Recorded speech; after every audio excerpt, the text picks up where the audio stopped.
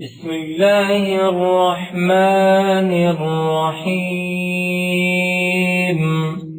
ولو أننا نزلنا إليهم الملائكة وكلمهم الموتى وحشرنا عليهم كل شيء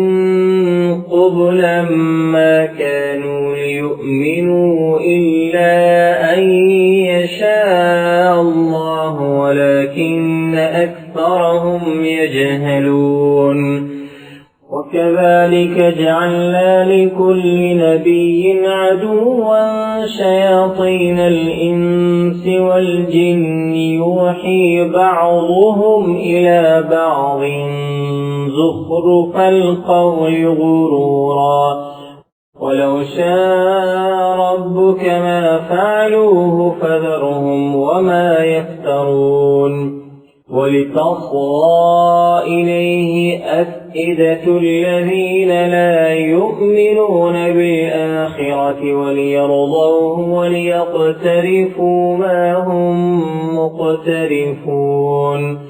أفغير الله أبتغي حكما وهو الذي أنزل إليكم الكتاب مفصلا والذين آتيناهم الكتاب يعلمون أنه منزل من ربك بالحق فلا تكونن من الممترين. وتمت كلمة ربك صدقا وعدلا لا مبدل لكلماته وهو السميع العليم. وإن تطع أكثر من في الأرض يضلوك عن سبيل الله إن يتبعون إلا الظن وإن هم إلا يخرصون. إن ربك هو أعلم من يضل عن سبيله وهو أعلم بالمهتدين. فكلوا مما ذكر اسم الله عليه إن كنتم بآياته مؤمنين. وما لكم من لا تأكلوا مما ذكر اسم الله عليه وقد فصل لكم ما حرم عليكم إلا ما اضطررتم إليه وإن كثيرا ليضلون بأهوائهم بغير علم إن ربك هو أعلم بالمعتدين. وذروا ظاهر الإثم وباطنه إن الذين يكسبون الإثم سيجزون بما كانوا يقترفون. ولا تأكلوا مما لم يذكر اسم الله عليه وإنه لفسق وإن الشياطين ليوحون إلى أوليائهم ليجادلوكم وإن أطعتموهم إنكم لمشركون. أومن كان ميتا فأحييناه وجعلنا له نورا يمشي به في الناس كمن مثله في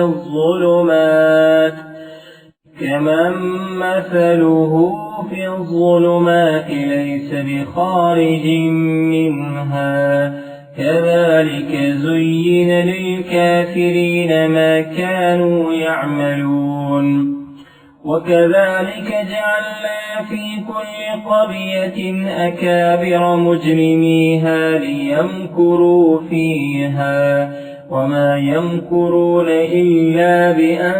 بأنفسهم وما يشعرون.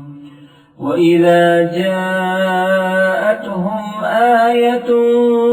قالوا لن نؤمن حتى نؤمن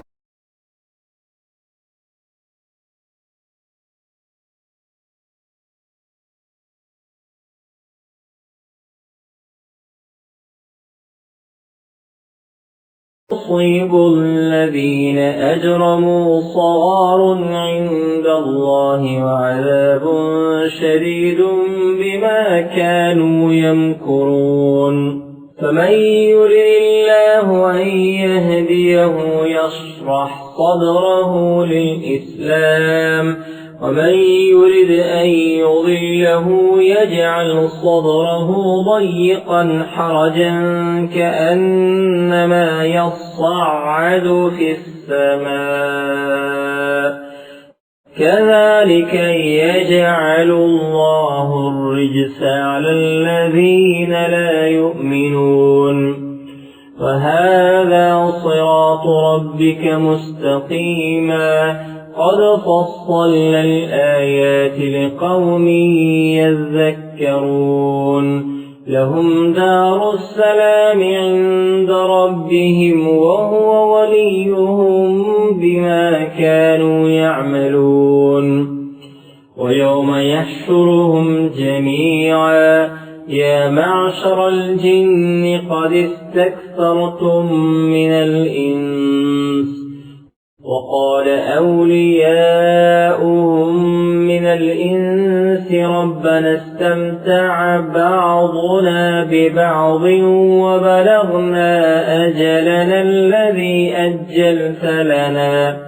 قال النار مثواكم خالدين فيها إلا ما شاء الله إن ربك حكيم عليم وكذلك نولي بعض الظالمين بعضا بما كانوا يكسبون يا معشر الجن والإنس ألم يأتكم رسل منكم يقصون عليكم آياتي وينذرونكم لقاء يومكم هذا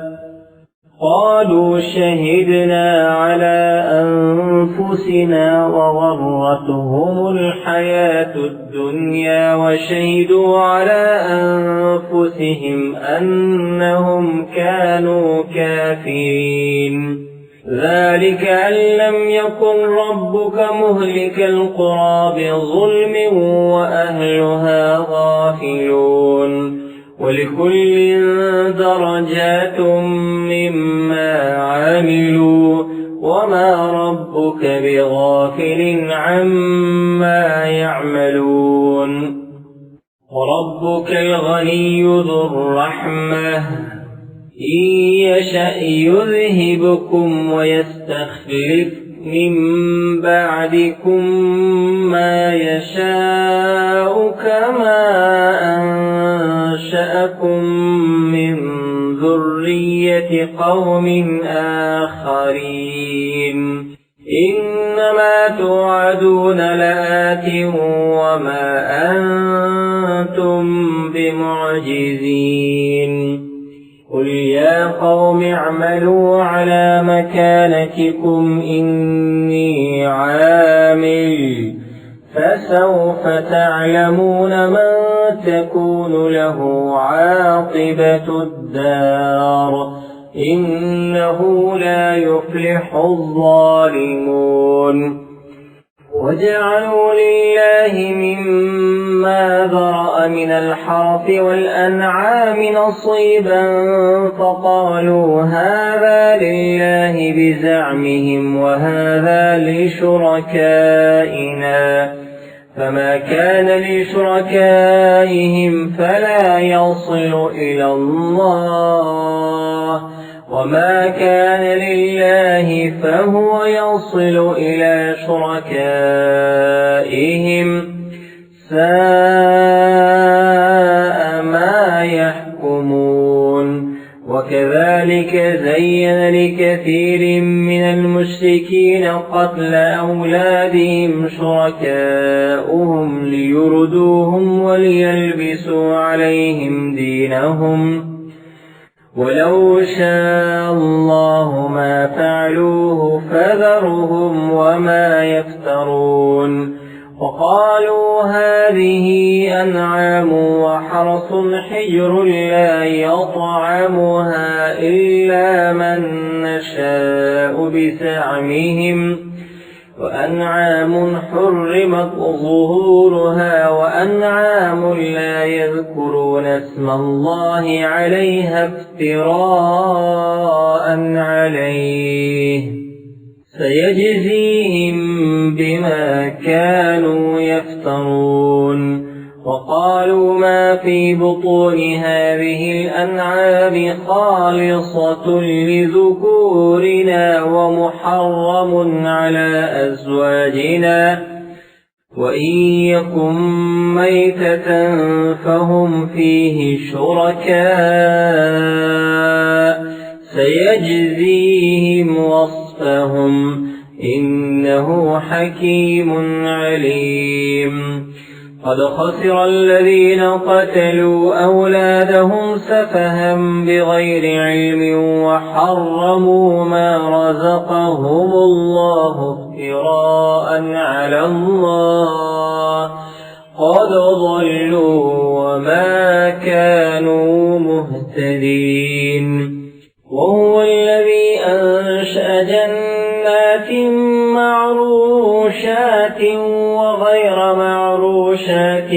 والنخل والزرع مختلفا أكله والزيتون والرمان متشابها وغير متشابه كلوا من ثمره إذا أثمر وآتوا حقه يوم حصاده ولا تسرفوا إنه لا يحب المسرفين. ومن الأنعام حمولة وفرشا كلوا مما رزقكم الله ولا تتبعوا خطوات الشيطان إنه لكم عدو مبين. 8 أزواج من الضأن 2 ومن المعز 2 قل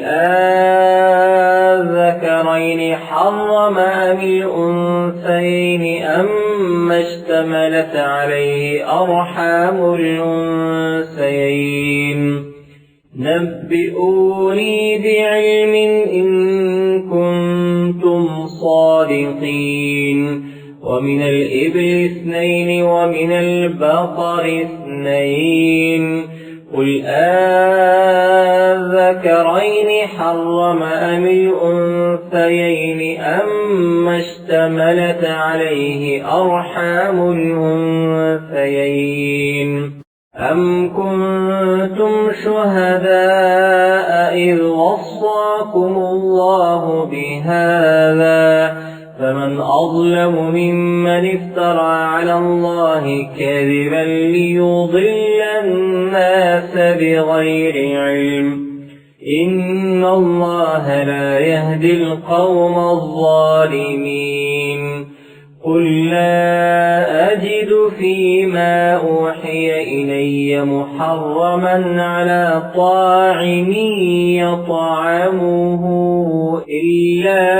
أن يكون ميتة أو دما مسفوحا أو لحم خنزير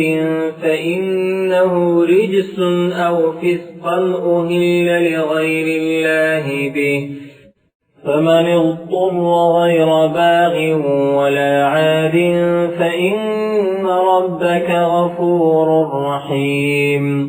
وعلى الذين هادوا حرمنا كل ذي ظفر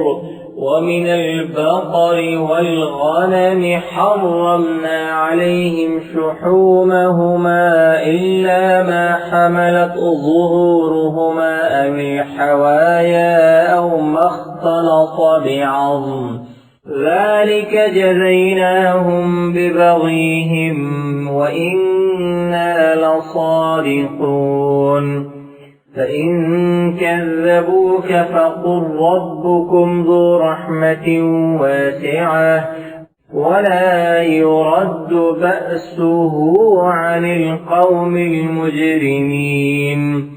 سيقول الذين أشركوا لو شاء الله ما أشركنا ولا آباؤنا ولا حرمنا من شيء كذلك كذب الذين من قبلهم حتى ذاقوا بأسنا قل هل عندكم من علم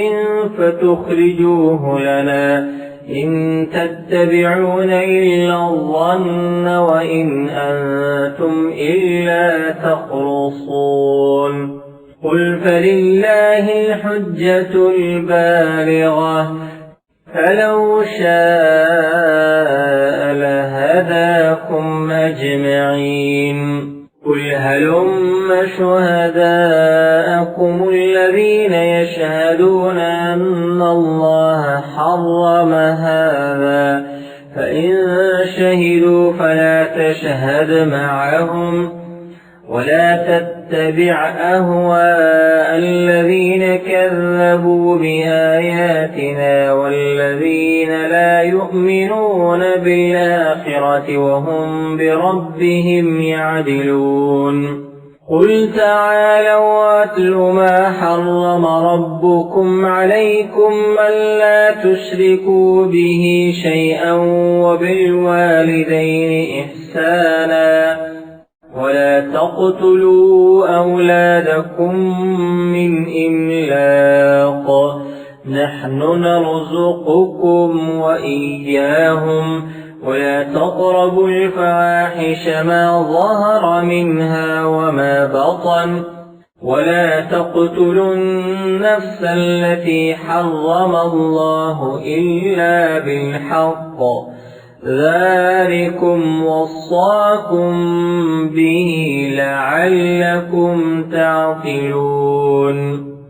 ولا تقربوا مال اليتيم إلا بالتي هي أحسن حتى يبلغ أشده وأوفوا الكيل والميزان بالقسط لا نكلف نفسا إلا وسعها وإذا قلتم فاعدلوا ولو كان ذا قربى وبعهد الله أوفوا ذلكم وصاكم به لعلكم تذكرون وأن هذا صراطي مستقيما فاتبعوه ولا تتبعوا السبل فتفرق بكم عن سبيله ذلكم وصاكم به لعلكم تتقون ثم آتينا موسى الكتاب تماما على الذي أحسن وتفصيلا لكل شيء وهدى ورحمة لعلهم بلقاء ربهم يؤمنون وهذا كتاب أنزلناه مبارك فاتبعوه واتقوا لعلكم ترحمون أن تقولوا إنما أنزل الكتاب على طائفتين من قبلنا وإن كنا عن دراستهم لغافلين أو تقولوا لو أنا أنزل علينا الكتاب لكنا أهدى منهم فقد جاءكم بينة من ربكم وهدى ورحمة فمن أظلم ممن كذب بآيات الله وصدف عنها سنجزي الذين يصدفون عن آياتنا سوء العذاب بما كانوا يصدفون هل ينظرون إلا أن تأتيهم الملائكة أو يأتي ربك أو يأتي بعض آيات ربك يوم يأتي بعض آيات ربك لا ينفع نفسا إيمانها لم تكن آمنت من قبل أو كسبت في إيمانها خيرا قل انتظروا إنا منتظرون إن الذين فرقوا دينهم وكانوا شيعا لست منهم في شيء إنما أمرهم إلى الله ثم ينبئهم بما كانوا يفعلون من جاء بالحسنة فله 10 أمثالها ومن جاء بالسيئة فلا يجزى إلا مثلها وهم لا يظلمون قل إنني هداني ربي إلى صراط مستقيم دينا قيما ملة إبراهيم حنيفا وما كان من المشركين قل إن صلاتي ونسكي ومحياي ومماتي لله رب العالمين لا شريك له وبذلك أمرت وأنا أول المسلمين قل أغير الله أبغي ربا وهو رب كل شيء ولا تكسب كل نفس إلا عليها ولا تزر وازرة وزر أخرى ثم إلى ربكم مرجعكم فينبئكم بما كنتم فيه تختلفون وهو الذي جعلكم خلائف الأرض ورفع بعضكم فوق بعض درجات ليبلوكم فيما آتاكم إن ربك سريع العقاب وإنه لغفور رحيم. سورة الأعراف مكية. بسم الله الرحمن الرحيم. ألف لام ميم صاد كتاب أنزل إليك فلا يكن في صدرك حرج منه لتنذر به وذكرى للمؤمنين اتبعوا ما أنزل إليكم من ربكم ولا تتبعوا من دونه أولياء قليلا ما تذكرون وكم من قرية أهلكناها فجاءها بأسنا بياتا أو هم قائلون فما كان دعواهم إذ جاءهم بأسنا إلا أن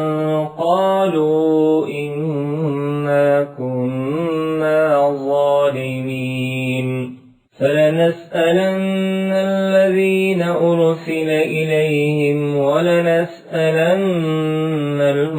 المرسلين فلنقصن عليهم بعلم وما كنا غائبين والوزن يومئذ الحق فمن ثقلت موازينه فأولئك هم المفلحون ومن خفت موازينه فأولئك الذين خسروا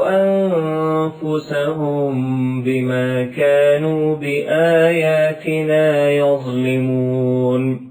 ولقد مكناكم في الأرض وجعلنا لكم فيها معايش قليلا ما تشكرون ولقد خلقناكم ثم صورناكم ثم قلنا للملائكة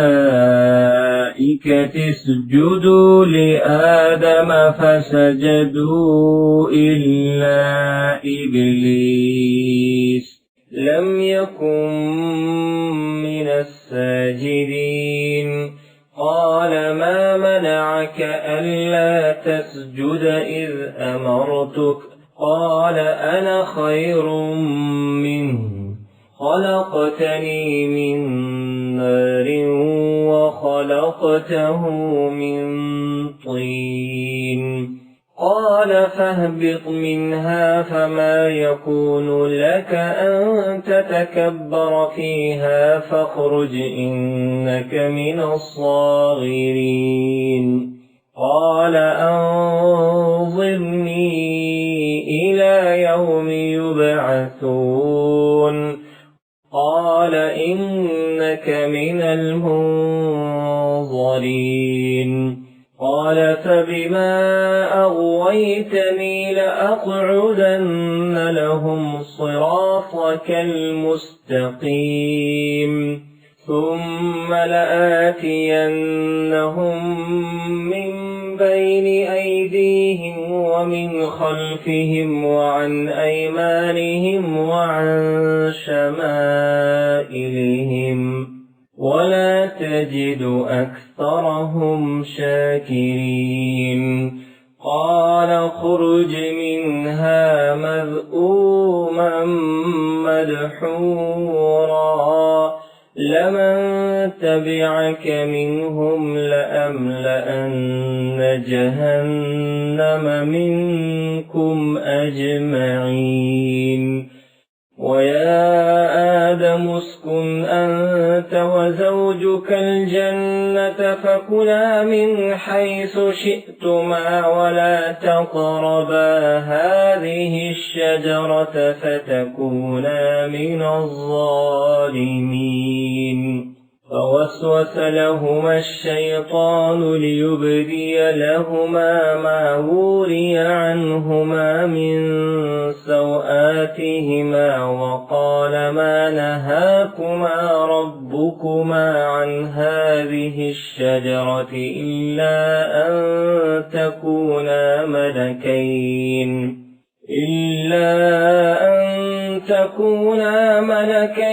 أو تكونا من الخالدين وقاسمهما إني لكما لمن الناصحين فدلاهما بغرور فلما ذاقا الشجرة بدت لهما سوآتهما وطفقا يخصفان عليهما من ورق الجنة وناداهما ربهما ألم أنهكما عن تلكما الشجرة وأقل لكما إن الشيطان لكما عدو مبين قالا ربنا ظلمنا أنفسنا وإن لم تغفر لنا وترحمنا لنكونن من الخاسرين قال اهبطوا بعضكم لبعض عدو ولكم في الأرض مستقر ومتاع إلى حين قال فيها تحيون وفيها تموتون ومنها تخرجون يا بني آدم قد أنزلنا عليكم لباسا يواري سوآتكم وريشا ولباس التقوى ذلك خير ذلك من آيات الله لعلهم يذكرون يا بني آدم لا يفتننكم الشيطان كما أخرج أبويكم من الجنة ينزع عنهما لباسهما ليريهما سوآتهما إنه يراكم هو وقبيله من حيث لا ترونهم إنا جعلنا الشياطين أولياء للذين لا يؤمنون وإذا فعلوا فاحشة قالوا وجدنا عليها آباءنا والله أمرنا بها قل إن الله لا يأمر بالفحشاء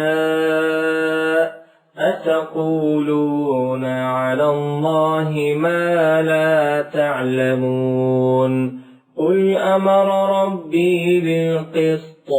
وأقيموا وجوهكم عند كل مسجد وادعوه مخلصين له الدين كما بدأكم تعودون فريقا هدى وفريقا حق عليهم الضلالة إنهم اتخذوا الشياطين أولياء من دون الله ويحسبون أنهم مهتدون يا بني آدم خذوا زينتكم عند كل مسجد وكلوا واشربوا ولا تسرفوا إنه لا يحب المسرفين قل من حرم زينة الله التي أخرج لعباده والطيبات من الرزق قل هي للذين آمنوا في الحياة الدنيا خالصة يوم القيامة كذلك نفصل الآيات لقوم يعلمون قل إنما حرم ربي الفواحش ما ظهر منها وما بطن والإثم والبغي بغير الحق وأن تشركوا بالله ما لم ينزل به سلطانا وأن تقولوا على الله ما لا تعلمون ولكل أمة أجل فإذا جاء أجلهم لا يستأخرون ساعة ولا يستقدمون يا بني آدم إما يأتينكم رسل منكم يقصون عليكم آياتي فمن اتقى وأصلح فلا خوف عليهم ولا هم يحزنون والذين كذبوا بآياتنا واستكبروا عنها أولئك أصحاب النار هم فيها خالدون فمن أظلم ممن افترى على الله كذبا أو كذب بآياته أولئك ينالهم نصيبهم من الكتاب حتى إذا جاءتهم رسلنا يتوفونهم قالوا أين ما كنتم تدعون من دون الله قالوا ضلوا عنا وشهدوا على أنفسهم أنهم كانوا كافرين قال ادخلوا في قد خلت من قبلكم من الجن والإنس في النار كلما دخلت أمة لعنت أختها حتى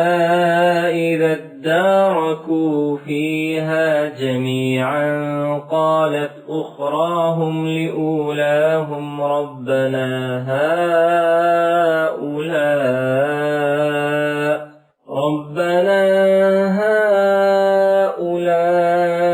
أضلونا فآتهم عذابا ضعفا من النار قال لكل ضعف ولكن لا تعلمون وقالت أولاهم لأخراهم فما كان لكم علينا من فضل فذوقوا العذاب بما كنتم تكسبون إن الذين كذبوا بآياتنا واستكبروا عنها لا تفتح لهم أبواب السماء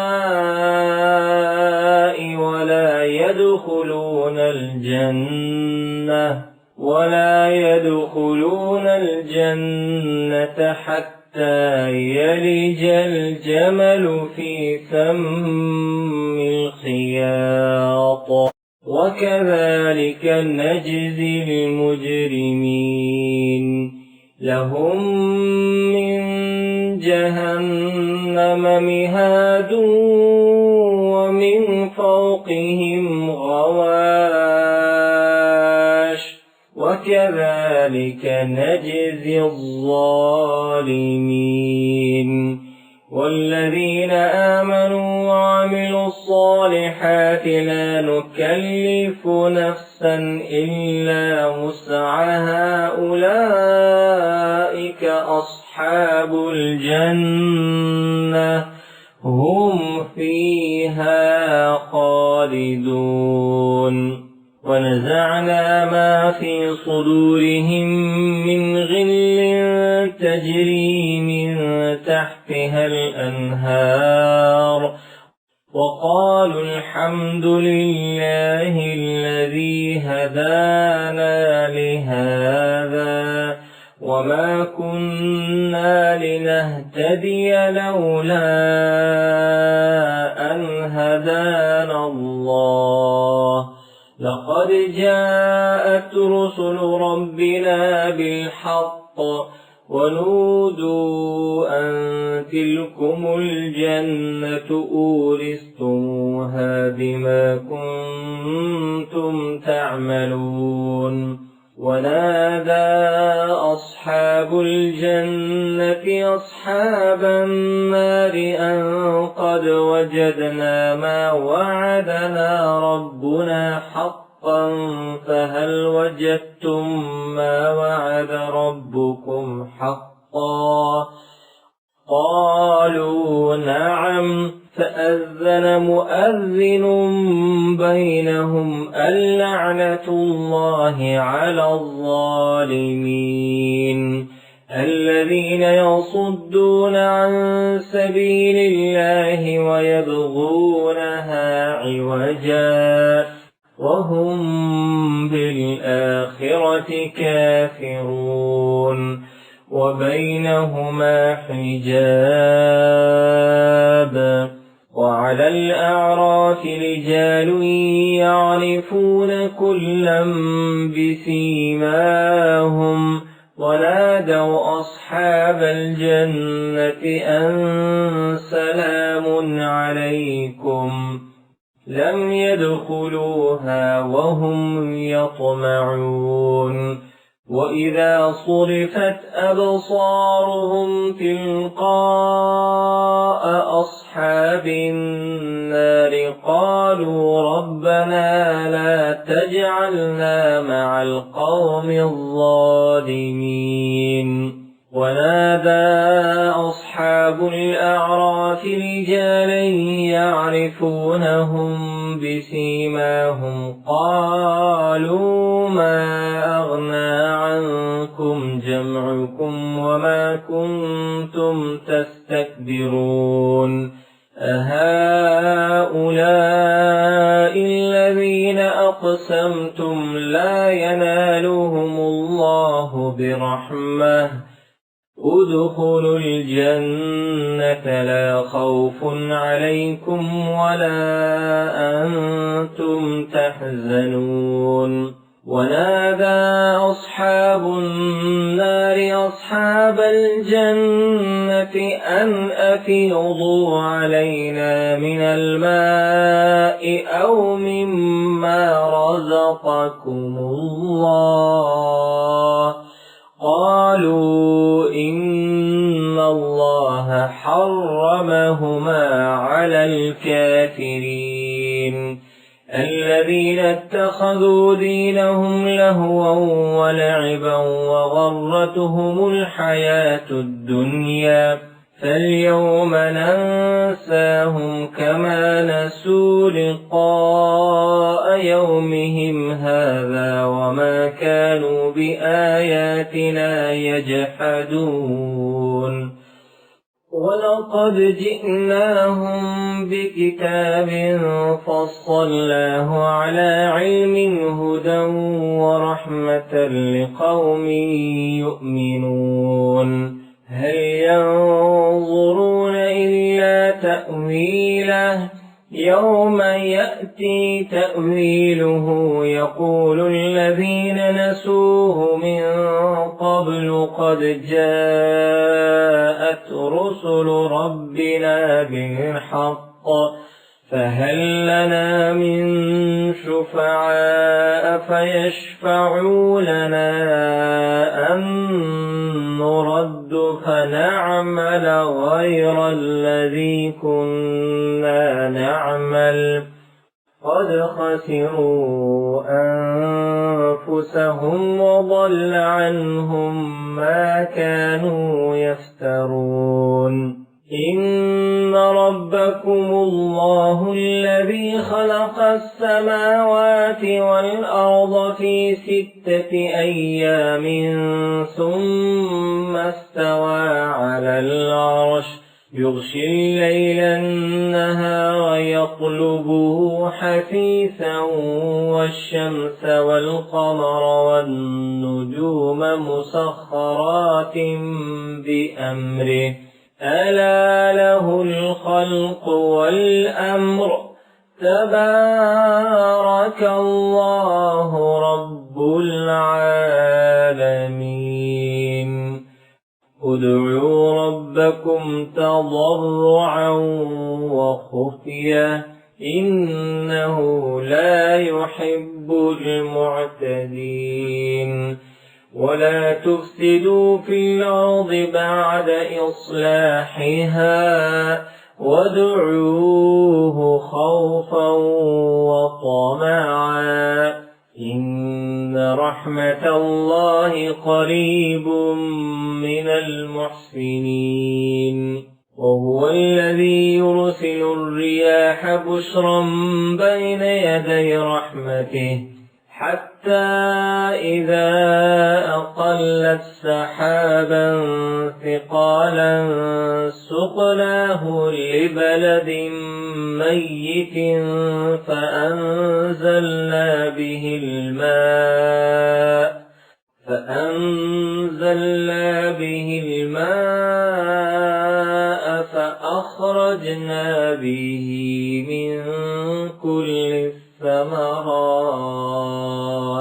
كذلك نخرج الموتى لعلكم تذكرون والبلد الطيب يخرج نباته بإذن ربه والذي خبث لا يخرج إلا نكدا كذلك نصرف الآيات لقوم يشكرون لقد أرسلنا نوحا إلى قومه فقال يا قوم اعبدوا الله ما لكم من إله غيره إني أخاف عليكم عذاب يوم عظيم قال الملأ من قومه إنا لنراك في ضلال مبين قال يا قوم ليس بي ضلالة ولكني رسول من رب العالمين أبلغكم رسالات ربي وأنصح لكم وأعلم من الله ما لا تعلمون أوعجبتم أن جاءكم ذكر من ربكم على رجل منكم لينذركم ولتتقوا ولعلكم ترحمون فكذبوه فأنجيناه والذين معه في الفلك وأغرقنا الذين كذبوا بآياتنا إنهم كانوا قوما عمين وإلى عاد أخاهم هودا قال يا قوم اعبدوا الله ما لكم من إله غيره أفلا تتقون قال الملأ الذين كفروا من قومه إنا لنراك في سفاهة وإنا لنظنك من الكاذبين قال يا قوم ليس بي سفاهة ولكني رسول من رب العالمين أبلغكم رسالات ربي وأنا لكم ناصح أمين أوعجبتم أن جاءكم ذكر من ربكم على رجل منكم لينذركم واذكروا إذ جعلكم خلفاء من بعد قوم نوح وزادكم في الخلق بسطة فاذكروا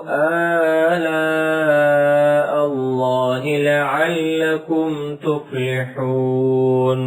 قالوا أجئتنا لنعبد الله وحده ونذر ما كان يعبد آباؤنا فأتنا بما تعدنا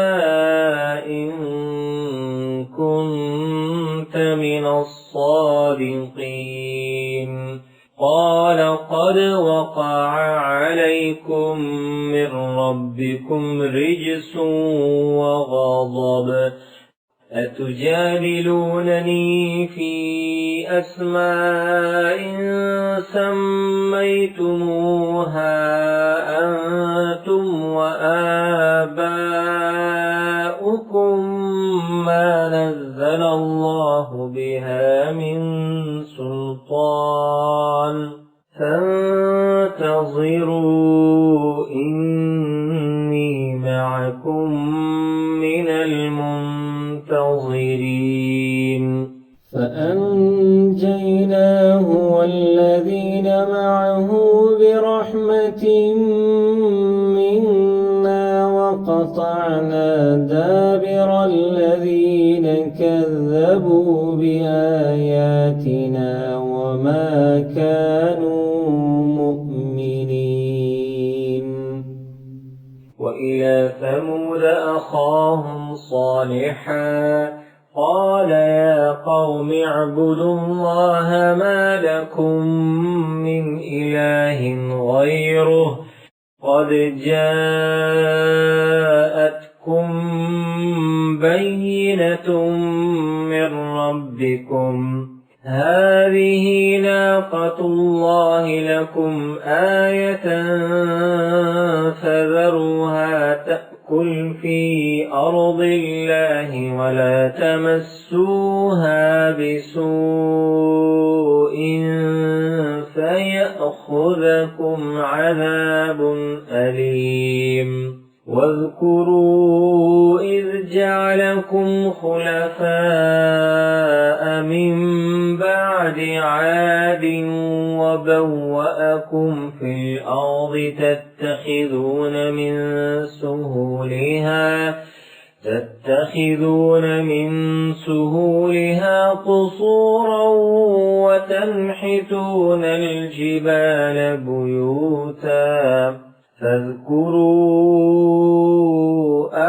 آلاء الله ولا تعثوا في الأرض مفسدين. قال الملأ الذين استكبروا من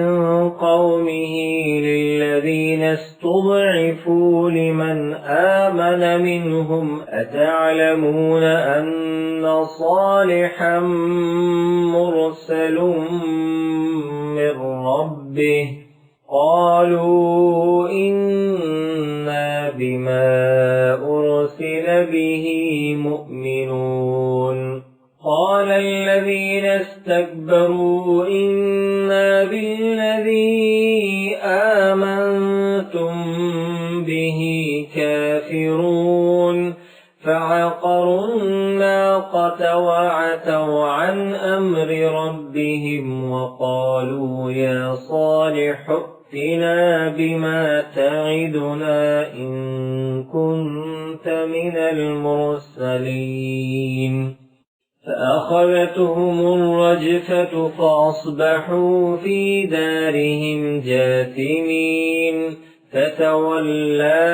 عنهم وقال يا قوم لقد أبلغتكم رسالة ربي ونصحت لكم ولكن لا تحبون الناصحين. ولوطا إذ قال لقومه أتأتون الفاحشة ما سبقكم بها من أحد من العالمين إنكم لتأتون الرجال شهوة من دون النساء بل أنتم قوم مسرفون. وما كان جواب قومه إلا أن قالوا أخرجوهم من قريتكم إنهم أناس يتطهرون. فأنجيناه وأهله إلا امرأته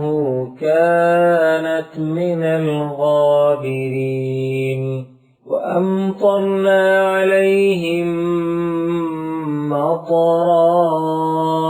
فانظر كيف كان عاقبة المجرمين. وإلى مدين أخاهم شعيبا قال يا قوم اعبدوا الله ما لكم من إله غيره قد جاءتكم بينة من ربكم ربكم فأوفوا الكيل والميزان ولا تبخسوا الناس أشياءهم ولا تفسدوا في الأرض بعد إصلاحها ذلكم خير لكم إن كنتم مؤمنين ولا تقعدوا بكل صراط توعدون وتصدون عن سبيل الله من آمن به وتبغونها عوجا واذكروا إذ كنتم قليلا فكثركم وانظروا كيف كان عاقبة المفسدين وإن كان طائفة منكم آمنوا بالذي أرسلت به وطائفة لم يؤمنوا فاصبروا حتى يحكم الله بيننا وهو خير الحاكمين.